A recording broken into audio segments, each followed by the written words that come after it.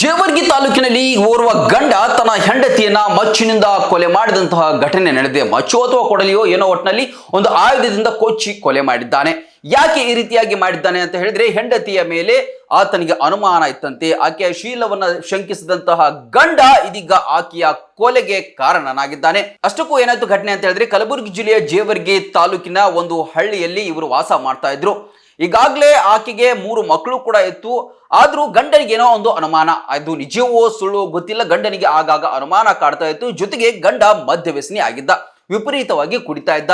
ಹೀಗೆ ಶೀಲವನ್ನ ಶಂಕಿಸಿದಂತ ಗಂಡ ಏನ್ ಮಾಡಿದಾನೆ ಅಂತ ಹೇಳಿದ್ರೆ, ಒಂದು ದಿನ ಬೈಕ್ನಲ್ಲಿ ಆಕೆಯನ್ನ ಕರೆದುಕೊಂಡು ಕಬ್ಬಿನ ಗದ್ದೆಗೆ ಹೋಗಿದ್ದಾನೆ. ಅಂದ್ರೆ ಕಬ್ಬಿನ ಗದ್ದೆ ಹೊಲಗಳು ಏನೋ ಕೆಲಸ ಮಾಡೋದಕ್ಕಂತೇಳಿ ಆಕೆಯನ್ನ ಬೈಕ್ ನಲ್ಲಿ ಕರ್ಕೊಂಡು ಹೋಗಿದ್ದಾನೆ. ಬೈಕ್ ನಲ್ಲಿ ಕರ್ಕೊಂಡು ಹೋಗಿ ಒಂದು 100 ಮೀಟರ್ ಅಂತರದಲ್ಲಿ, ಅಂದ್ರೆ ಹೊಲದಿಂದ 100 ಮೀಟರ್ ಅಂತರದಲ್ಲಿ ಬೈಕ್ನ ಸ್ಟಾಪ್ ಮಾಡಿ ಎಲ್ಲೋ ಸ್ವಲ್ಪ ನಡ್ಕೊಂಡು ಹೋಗುವಾಗ ಏಕಾಏಕಿ ಕೊಡಲಿಯಿಂದ ಆಕೆಯನ್ನ ಕೊಚ್ಚಿ ಕೊಲೆ ಮಾಡಿದ್ದಾನೆ. ಹಾಗಾಗಿ ಇಲ್ಲಿ ಮೃತ ದುರ್ದೈವಿ ಯಾರು ಅಂತ ಹೇಳಿದ್ರೆ ಸಿದ್ದಮ್ಮ ಅಂತ ಹೇಳಿ. ಕೊಲೆ ಮಾಡಿರುವಂತಹ ಗಂಡನ ಹೆಸರು ಬಾತೋಳಿ ಅಂತ ಹೇಳಿ. ಒಟ್ನಲ್ಲಿ ಈ ರೀತಿಯಾಗಿ ಶೀಲ ಶಂಕಿಸಿ ಅನೇಕ ಉದಾಹರಣೆಗಳು, ಅನೇಕ ಸುದ್ದಿಗಳು ಇದುವರೆಗೂ ಆಗಿದೆ. ಆದ್ರೂ ಕೂಡ ಅದರಲ್ಲಿ ಈ ರೀತಿಯಾಗಿ ಭೀಕರವಾದಂತಹ ಕೊಲೆ ಆಗಿರುವುದು ಮತ್ತೊಂದು ಘಟನೆಯಾಗಿ ಇದೀಗ ನಾಗರಿಕ ಸಮಾಜವನ್ನೇ ತಲೆ ತಗ್ಗಿಸುವಂತೆ ಮಾಡಿದೆ. ಮುಧೋಳದ ಪ್ರತಿಷ್ಠಿತ ಶಿಕ್ಷಣ ಸಂಸ್ಥೆ Shri Sangamnath international CBSE English medium ಮತ್ತು ಕನ್ನಡ ಮಾಧ್ಯಮ ಸ್ಕೂಲಿನಲ್ಲಿ ಅಡ್ಮಿಷನ್ ಆರಂಭವಾಗಿದೆ.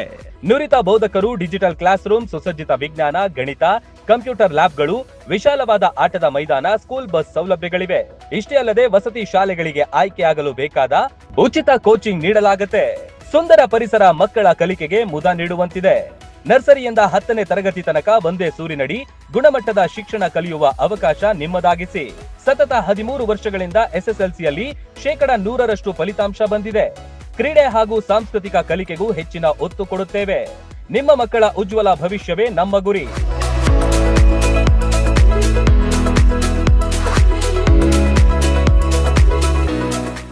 ರನ್ ಟಿವಿ ನ್ಯೂಸ್ ವಿಡಿಯೋಸ್ ನೋಡಲು ಸಬ್ಸ್ಕ್ರೈಬ್ ಮಾಡಿ, ಬೆಲ್ ಐಕಾನ್ ಪ್ರೆಸ್ ಮಾಡಿ.